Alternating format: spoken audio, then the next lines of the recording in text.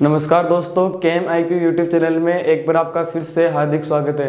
पिछली क्लास में मैंने जो 3.3 में मैंने आपको बताया था कि दो टाइप से क्वेश्चन आने वाले हैं। वो कौन से आने वाले हैं?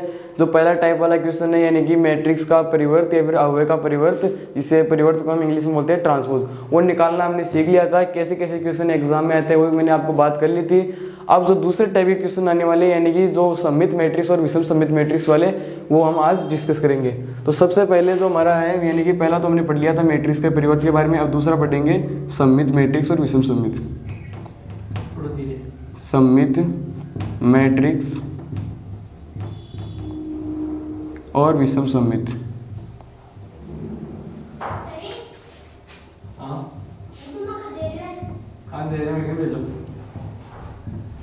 विषम सममित मैट्रिक्स।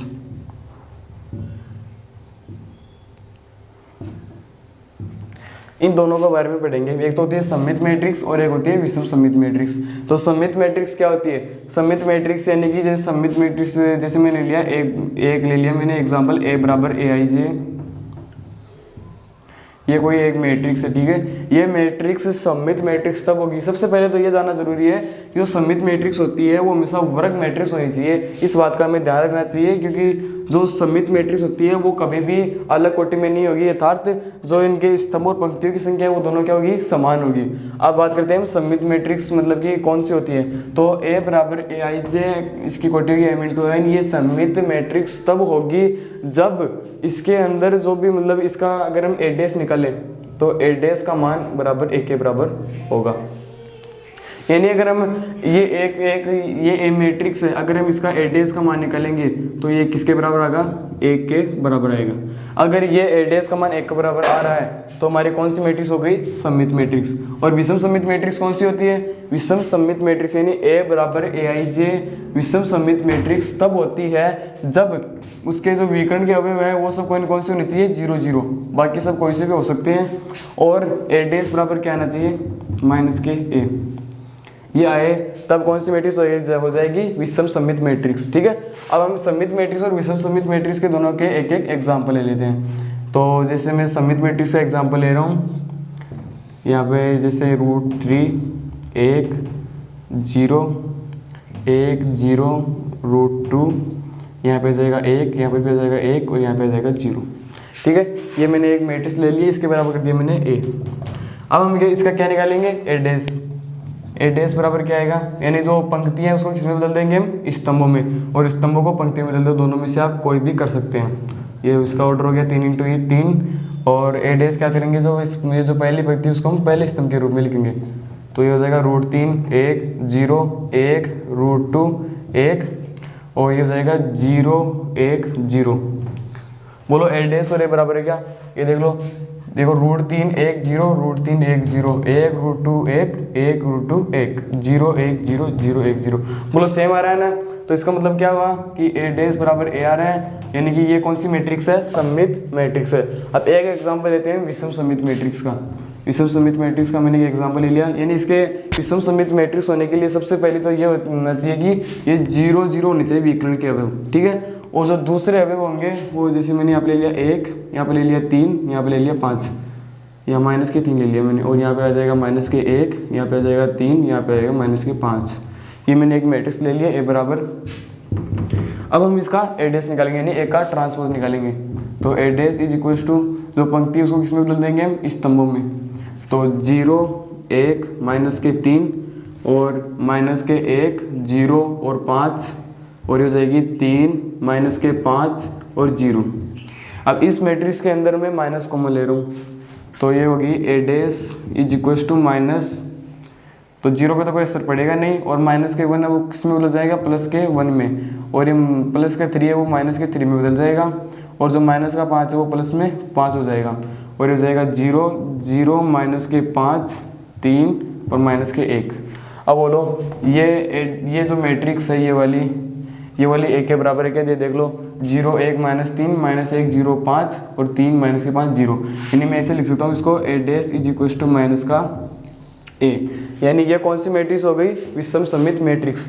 अब सममित मैट्रिक्स और विषम सममित मैट्रिक्स की एक और पहचान होती है, यानी कि जो सममित मैट्रिक्स होती है उसमें देखो ये मेरे को कैसे पता चला कि ये सममित मैट्रिक्स है या नहीं।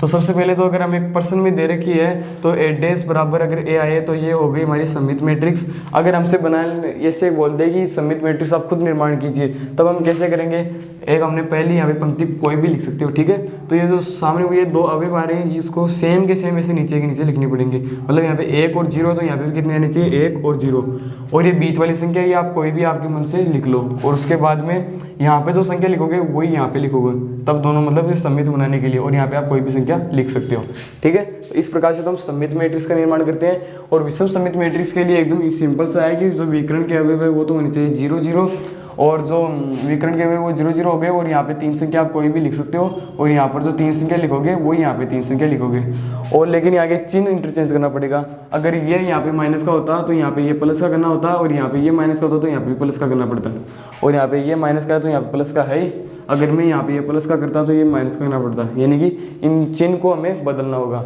इस प्रकार से विषम सममित मैट्रिक्स बनती है। तो दोनों के तो ये ध्यान में रखने वाली बात यही है कि हमें ये जानना, मतलब ये याद रखना है कि ए डैश बराबर ए और ए डैश बराबर माइनस के ए, ये दोनों, ये कौन सी मैट्रिक्स हो गई, ये तो होगी सममित मैट्रिक्स, और ये होगी विषम सममित मैट्रिक्स। और एक दूसरा और आता है, यानी एक क्वेश्चन और आता है हमारे यहाँ पे, मतलब 3.3 प्रश्नावली में और एग्जाम में, कि यानी कोई हमें एक मैट्रिक्स दे देगा, जैसे हमने ए बराबर ये मैट्रिक्स दी थी, ठीक है। अब ये मैट्रिक्स देके हमें एक क्वेश्चन पूछ लेगा कि इसे आप सममित मैट्रिक्स के योगफल के रूप में रूपांतरित कीजिए। तो आप योगफल के रूप में रूपांतरित कैसे करेंगे, तो इसके लिए एक सूत्र होता है, जैसे सममित मैट्रिक्स के लिए, यानी सममित के लिए होता है, सममित मैट्रिक्स के लिए होता है एक ए बराबर ये होता है 1/2 ए माइनस ए डैश, ये वाला सॉरी ए प्लस ए डैश होता है, ठीक है। और जो विषम सममित के लिए योग, यानी हमें ये पूछ लिया कि विषम सममित मैट्रिक्स के योगफल के रूप में रूपांतरित कीजिए, तो इसका हो जाएगा, और ये यहाँ पे ए नहीं आएगी, यहाँ पे कुछ अलग आएगा, मतलब आप कुछ भी मान सकते हो। अगर ए मैट्रिक्स दे रखी है तो आप इसे C D E F G कुछ भी मान सकते हो, मैं यहाँ पे पी मान रहा हूँ, तो P बराबर ये हो गई हमारी सममित मैट्रिक्स के योगफल के रूप में। यानी कि हमें क्या करना पड़ेगा इसमें, सबसे पहले तो यहाँ पे एक का मान रखना पड़ेगा, और एक के प्लस में एक का ट्रांसपोज निकाल के यहाँ पे रखना पड़ेगा, दोनों को जोड़ के 2 का भाग दे देंगे, तो वे सममित मैट्रिक्स के योगफल के रूप में रूपांतरित हो जाएगी। इसी प्रकार अगर हम विषम सममित के रूप में करें, विषम सममित के रूप में, विषम सममित के रूप में करेंगे तो जैसे मैंने यहाँ पे लिख दिया Q इज इक्वल टू आ जाएगा 1/2 ए माइनस ए डैश, यानी कि जो यहाँ पे प्लस में आ रहा था वो किस में आ जाएगा, माइनस में।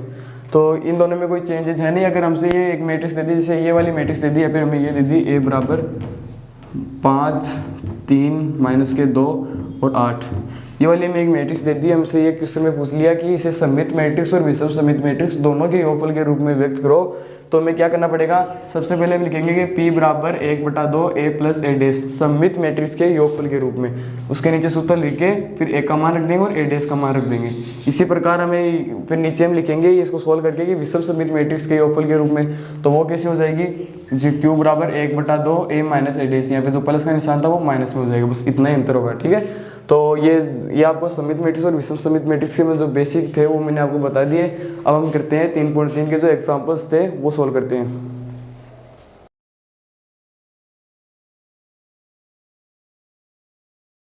तो अब हम आ गए उदाहरण नंबर 20 पे।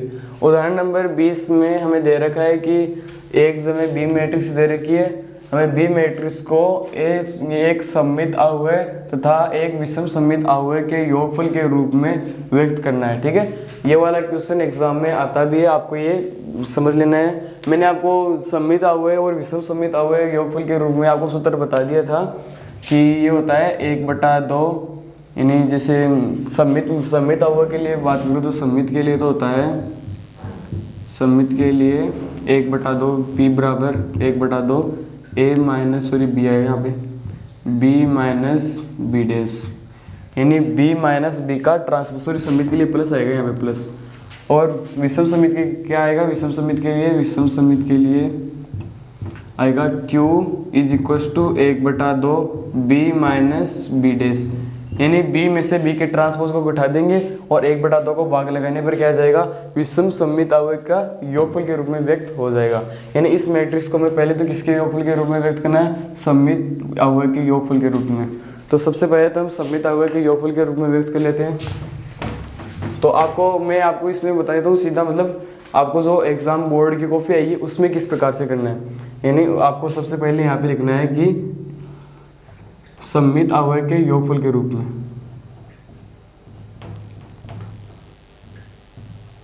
सममित अवयव के योगफल के रूप में।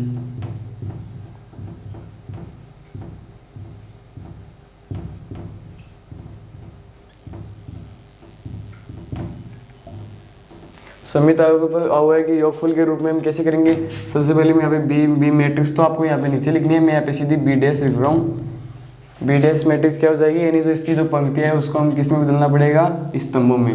तो बदल दीजिए 2 -2 -4 -1 3 और 4 1 -2 -3। ये लो जी हमने लिख दिया, बी डैश निकाल लिया है। अब हमें क्या याद करना है, B plus B dash. B plus B dash याद करेंगे कैसे, यानी बी को और बी डैश को दोनों को जोड़ना है। तो कैसे जोड़ेंगे, जो 11 पद है उसको 11 पद से जोड़ना है। तो जोड़ते हैं B dash plus B dash, यानी 2 और 2 कितने हो गए, 4, और -1 और -2 कितने हो गए, -3, यहाँ पे 3 है, और 1 और -4 कितने हो गए, -3, और -2 और -1 कितने हो गए, -3, और 3 और 3 कितने हो गए, 6, और 3 और 3 हो गए 6, और -2 और -4 कितने हो, सॉरी +4 कितने हो गए, 2, और यहाँ पे -4 और ये कितने हो गए, -3, और 4 और -2 हो गए 2, और -3 और -3 हो गए -6। ये हो गए -, यानी कि ये हमने योगफल के रूप में व्यक्त नहीं किया, मतलब हमने b प्लस बी डैश ज्ञात कर लिया है। अब हम क्या करेंगे, इसे योगफल के रूप में लिखेंगे। तो p लिख लिया है मैंने, p = आ जाएगा 1/2 b प्लस बी डैश। ये होगा हमारा सममित मैट्रिक्स के अवयव के योगफल के रूप में, p बराबर।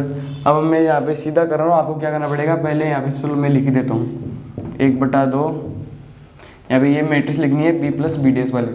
तो 4 -3 -3 -3 6 2 2 -6, ये वाले लिख लिया। अब इसमें क्या करना पड़ेगा, सभी जो है सभी अवयव उनमें 2 का भाग देना पड़ेगा।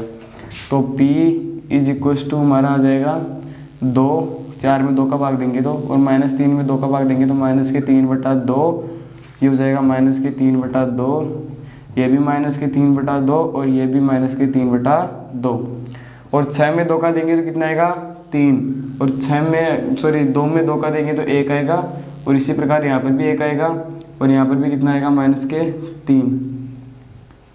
ये लो जी हमने 2 का भाग दे दिया है। अब बोलोगे ये वाली मैट्रिक्स सममित मैट्रिक्स है या नहीं, तो मैंने आपको सममित मैट्रिक्स के लिए बताया था, जो पहली पंक्ति है वो सेम पहले स्तंभ के बराबर होनी चाहिए, और जो दूसरी पंक्ति है वो दूसरे स्तंभ के बराबर होनी चाहिए, और जो तीसरी पंक्ति है वो तीसरे स्तंभ के बराबर होनी चाहिए। तीनों बराबर है क्या, ये देख लो, ये पहली पंक्ति है 2 -3/2 -3/2।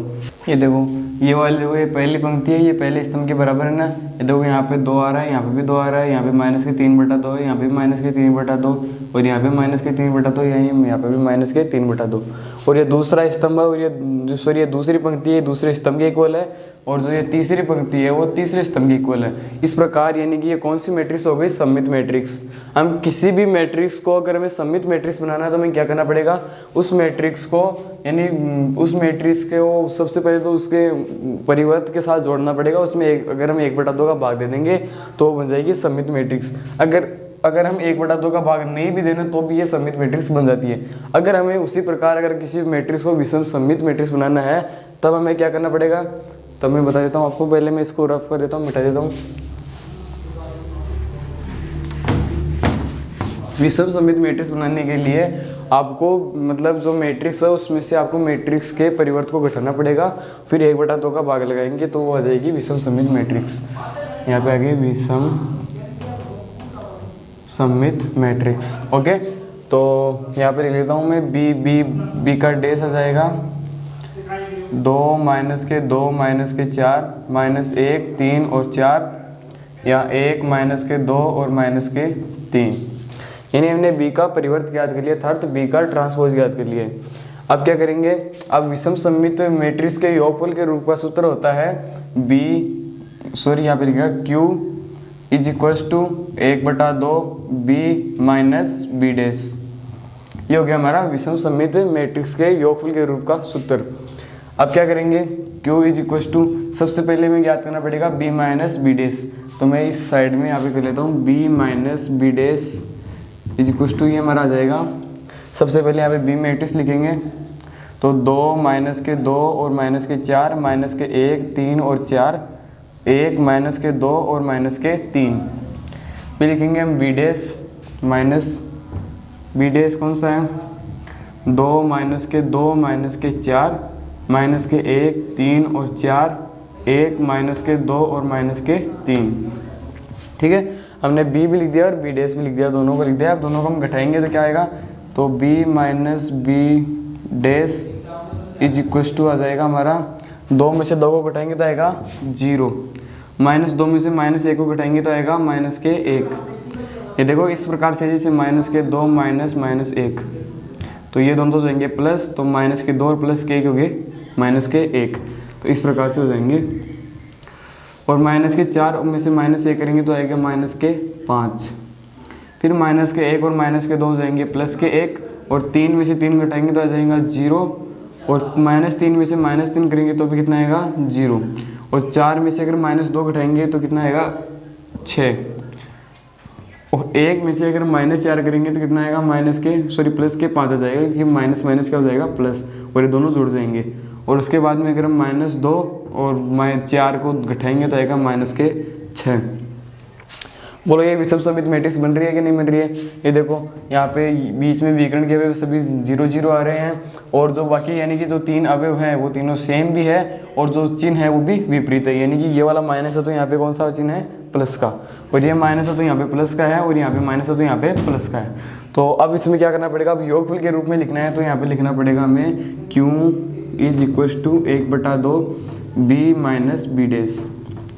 अब b माइनस बी डैश है, उसमें किसका भाग देना पड़ेगा हमें, 1/2 का, यानी कि यहाँ पे 1/2 आएगा, तो Q इज इक्वल्स टू आ जाएगा, इसमें 2 का भाग देंगे तो आएगा 0, इसमें 2 का देंगे तो माइनस के 1/2, यहाँ पे आ जाएगा माइनस के 5/2, यहाँ पे आ जाएगा 3, यहाँ पे आ जाएगा 0, यहाँ पे भी 0, यहाँ पे आ जाएगा माइनस के 3, यहाँ पे 5/2 और माइनस के प्लस के 1/2।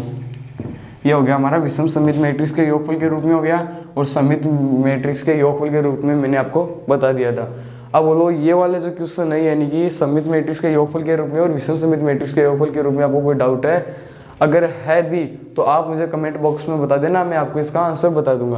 और 3.3 जो प्रश्नावली है उसमें सभी के सभी क्वेश्चन इसी प्रकार के हैं, टोटल और कुछ भी नहीं है। 3.3 में एक तो मैट्रिक्स का परिवर्त निकालने वाला है, और जो ये सममित मैट्रिक्स और विषम सममित मैट्रिक्स के योगफल के रूप में व्यक्त करने वाला है। ओके, तो अब इसमें 3.3 में एक ऑप्शनल टाइप क्वेश्चन है, वो थोड़ा डिफरेंट है, वो मैं आपको बता देता हूँ। तो दोस्तों अब हम आ गए हैं 3.3 के क्वेश्चन नंबर 12 पे, यानी कि जो प्रश्नावली का आखिरी क्वेश्चन है। ये थोड़ा क्या अलग है, मतलब कि इसमें हमें इस समीकरण की सहायता से अल्फा का मान ज्ञात करना है, यानी अल्फा यहाँ पे क्या है, कोण। तो सबसे पहले हम क्या करेंगे, इस समीकरण की सहायता से हमें ज्ञात करना है, तो हमें क्या ज्ञात करना पड़ेगा, एक का ट्रांसपोज। तो एक का ट्रांसपोज क्या हो जाएगा, जो पंक्ति है उसको किस में बदलना पड़ेगा हमको, स्तंभ में। तो cos अल्फा माइनस के साइन अल्फा, और यहाँ पर आ जाएगा साइन अल्फा और cos अल्फा। ये आने के बाद हमें इस समीकरण में मान रख देते हैं। एक का मान कौन सा जाएगा यहाँ पे, cos अल्फा माइनस के साइन अल्फा, और यह जाएगा साइन अल्फा और cos अल्फा। ये मैंने एक का मान रख दिया है यहाँ पे, और प्लस में हमें किसका मान रखना है, ए डैश का मान। ए डैश का मान भी रख देता हूँ, cos अल्फा माइनस के साइन अल्फा, साइन अल्फा और cos अल्फा, और इज इक्वल्स टू में दे रखा है आई। आई यहाँ पे क्या है, आइडेंटिटी मैट्रिक्स यानी तत्सम का हुआ। इसके बारे में मैंने आपको पहले 2 वीडियो में बात कर ली है, और मैं दोबारा नहीं बताऊंगा। यानी कि तत्सम मैट्रिक्स क्या होती है, मतलब तत्समय का हुआ होता है वो ऐसे होता है, मतलब कितने ऑर्डर का, जितने ऑर्डर की हमें ए मैट्रिक्स देनी है उतनी जितनी हमें मतलब हमें जितने ऑर्डर की एम मैट्रिक्स दे रही है उतनी ऑर्डर की हमें क्या बनानी होती है, आइडेंटिटी मैट्रिक्स। और आइडेंटिटी मैट्रिक्स क्या होती है, जो विकर्ण किया हुआ है वो तो 1 होना चाहिए और बाकी जो बच गए वो कितनी होनी चाहिए, 0। इसी प्रकार अब हमने ये थोड़ा साइड में लिखता हूँ। अब दोनों को सॉल्व करना है तो पहले इन दोनों को जोड़ेंगे, तो कोस एल्फा और कोस एल्फा को दोनों को जोड़ेंगे तो कितने हो गए, 2 कोस एल्फा। यानी से हम करते नहीं क्या, साइड में मैं आपको कैलकुलेशन करके बता देता हूँ। जैसे यहाँ पे है कोस एल्फा प्लस कोस एल्फा। अगर मैं इन दोनों में कोस एल्फा कॉमन ले लूँगा तो कोस एल्फा कॉमन लेने के बाद क्या बचेगा, 1, और यहाँ पे भी कितना बचेगा, 1। ये दोनों जोड़ेंगे 2 आएगा और 2 को इसे मल्टीप्लाई करेंगे तो 2 कोस एल्फा। इस कैलकुलेशन के द्वारा ये 2 कोस एल्फा यहाँ पे आया। यहाँ पे क्या है, माइनस के साइन एल्फा और यहाँ पे क्या है, प्लस के साइन एल्फा, दोनों कट के क्या हो जाएंगे, 0। और इसी प्रकार ये भी साइन एल्फा प्लस के और यहाँ पे माइनस के, तो ये भी हो जाएंगे 0। और ये प्लस के कोस एल्फा है और यहाँ पे भी क्या है, प्लस के कोस एल्फा, तो ये हो जाएंगे 2 कोस एल्फा। और इक्वल में हमारे चल ही रहा है 1 0 0 1। इस टाइप के क्वेश्चन है एग्जाम में बहुत बार पूछे भी जाते हैं, तो आप इसको ठीक से समझ लेना। 2 कोस एल्फा है, 2 कोस एल्फा के इक्वल में आएगा 1, यानी कि 2 मैट्रिक्स जब बराबर हो तो उनके संगत एलिमेंट बराबर होते हैं। तो 11 पद किसके बराबर होगा, 11 पद के, और 12 पद किसके बराबर होगा, 12 पद के। तो 0 के बराबर हम 0 करेंगे तो इससे तो कोई फायदा मिलेगा नहीं। और अगर हमें एल्फा का मान निकालना है तो किसको बराबर करना पड़ेगा, इसको। तो मैं थोड़ा सा साफ करके इधर लिख देता हूँ। 2 cos alpha is equal to आ जाएगा 1।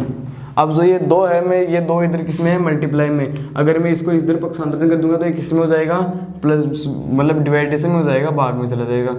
तो cos alpha is equal to 1/2, यानी ये यहाँ पे गुणा में है तो इधर किस में चला जाएगा, बट्टे में चले जाएगा।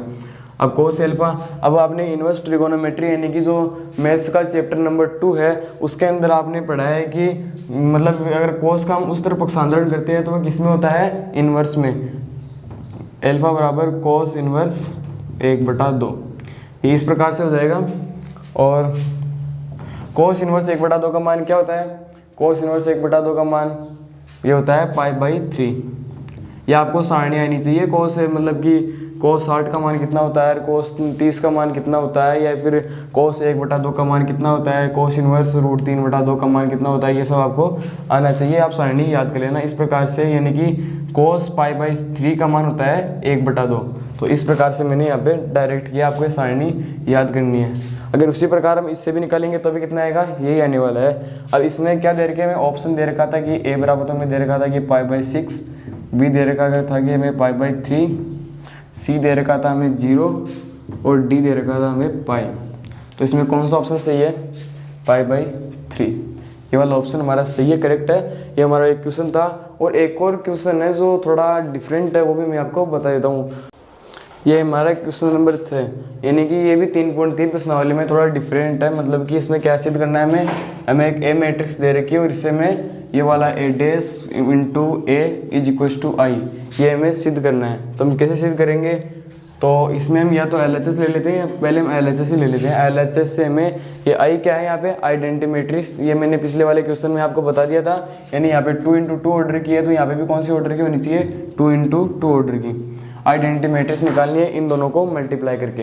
तो पहले हम a डैश निकालते हैं। a डैश क्या हो जाएगा, कोस एल्फा साइन एल्फा, वो यहाँ पे जाएगा माइनस के साइन एल्फा और कोस एल्फा।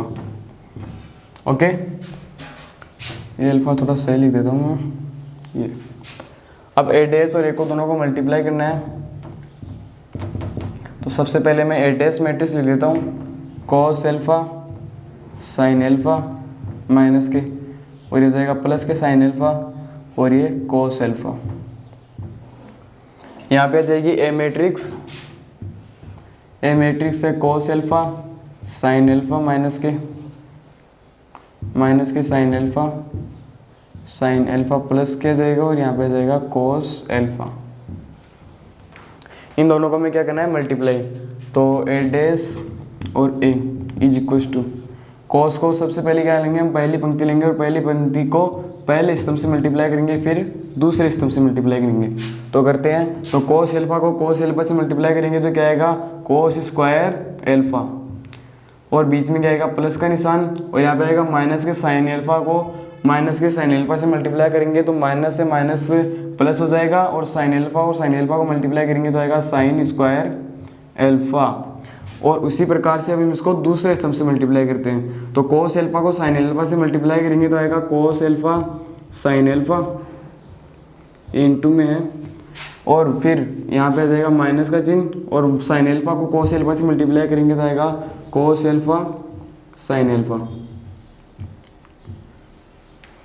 और इसी प्रकार अगर हम जो यहाँ दूसरी पंक्ति लेते हैं और दूसरी पंक्ति को प्रत्येक स्तंभ से मल्टीप्लाई करेंगे, तो साइन एल्फा को कोस एल्फा से मल्टीप्लाई करेंगे तो आएगा साइन एल्फा कोस एल्फा, और बीच में आएगा माइनस का चिन्ह, यानी यहाँ पे ये माइनस है और यहाँ पे ये प्लस है, तो मैं सीधा माइनस लिख रहा हूँ। और वैसे तो प्लस का निशान आता है लेकिन आगे माइनस आएगा, इन दोनों को मल्टीप्लाई करेंगे तो ये सीधा माइनस लिख रहा हूँ मैं। और अगर हम क्या करेंगे कोस एल्फा को माइनस साइन एल्फा से मल्टीप्लाई करेंगे तो आएगा कोस एल्फा साइन एल्फा। उसके बाद में हम इसको दूसरे स्तंभ से मल्टीप्लाई करेंगे, तो साइन एल्फा को साइन एल्फा के साथ मल्टीप्लाई करेंगे तो आएगा साइन स्क्वायर एल्फा प्लस, और कोस एल्फा को कोस एल्फा से मल्टीप्लाई करेंगे तो आएगा कोस स्क्वायर एल्फा। अब ये देखो ये वाला पद और ये वाला पद समान है क्या, ये एक प्लस का सॉरी ये माइनस का और ये प्लस का है, ये दोनों आपस में कट जाएंगे, इसका आंसर हो जाएगा 0, यहाँ पे तो हो जाएगा 0। और ये देखो ये वाला पद और ये वाला पद ये दोनों भी समान है तो यहाँ पे भी हो जाएगा 0। और ये हमने 11th और 10th दोनों में हमें एक समीकरण पढ़ी थी, सॉरी ये शुरू में समीकरण ही होती है वैसे तो cos square alpha plus sine square alpha क्या होता है 1। ये हमने मतलब जो ट्रिगोनोमेट्री का जो चैप्टर होता है उसके अंदर आता है कि sine square alpha plus cos square alpha बराबर 1। ये जो ट्रिगोनोमेट्री की जो प्रश्नावली होती है उसमें सबसे पहला सूत्र यही है, तो इसका तो आपको आना चाहिए। तो a dash a is equal to यहाँ पे आ जाएगा 1, वहाँ पे आ जाएगा 0, यहाँ पे 0 और यहाँ पर भी क्या जाएगा 1, और a dash a is equal to i। बोला गया क्या समझ में, ये a डैश और a बराबर i आ गया क्या। ये देखो ये आइडेंटिटी मैट्रिक्स हो गई, एक विकर्ण के अवयव एक एक है और बाकी जो अवयव है वो सब शून्य है, तो ये वाला हमने सिद्ध कर दिया है। ऐसा क्वेश्चन एक और है, यानी कि जो क्वेश्चन नंबर ये 6 है, इसी में ये तो पहला पार्ट था और इसी का दूसरा पार्ट है, वो आपको सोल्व करना है, जरूर से जरूर सोल्व कर लेना, ये अच्छा क्वेश्चन है, एग्जाम में पूछा भी जाता है। ओके, इसी प्रकार हमें 3.3 प्रश्नावली में एक और क्वेश्चन दे रखा है, क्वेश्चन नंबर 7। क्वेश्चन नंबर 7 में मैं दे रखा है कि यदि ए बराबर एक मैट्रिक्स हो, तो हमें ए बराबर एक मैट्रिक्स दे रखी है, अगर ये मैट्रिक्स है तो हमें सिद्ध करना है कि यह एक सममित मैट्रिक्स है। अब बताओ ये एक सममित मैट्रिक्स है, मैं कैसे पता चलेगा। ये जो मैंने उस वीडियो की शुरुआत में आपको बेसिक जो बताया था सममित मैट्रिक्स और विषम सममित मैट्रिक्स के बारे में, उसमें मैंने आपको बताया था कि सममित मैट्रिक्स कब होती है कोई मैट्रिक्स, अगर वहाँ पे अगर ए का ट्रांसपोज बराबर ए हो तो ये वाली कौन सी मैट्रिक्स हो जाएगी, सममित मैट्रिक्स। अगर वही बात कर ले, अगर कोई दूसरी मैट्रिक्स दे दे और उससे पूछ ले आपको कि ये विषम सममित मैट्रिक्स है, ये सिद्ध करो, तो आप कैसे करेंगे। सबसे पहले आप ए डैश ज्ञात करेंगे और ए डैश ज्ञात करके फिर उसके बाद में अगर बराबर माइनस कॉमन लेने के बाद एक का मान आ रहा है तो वो कौन सी मैट्रिक्स हो जाएगी, विषम सममित मैट्रिक्स। अगर इस मैट्रिक्स का हम ट्रांसपोज निकालते हैं और वो एक के बराबर आ रहा है तो ये कौन सी मैट्रिक्स है, सममित मैट्रिक्स।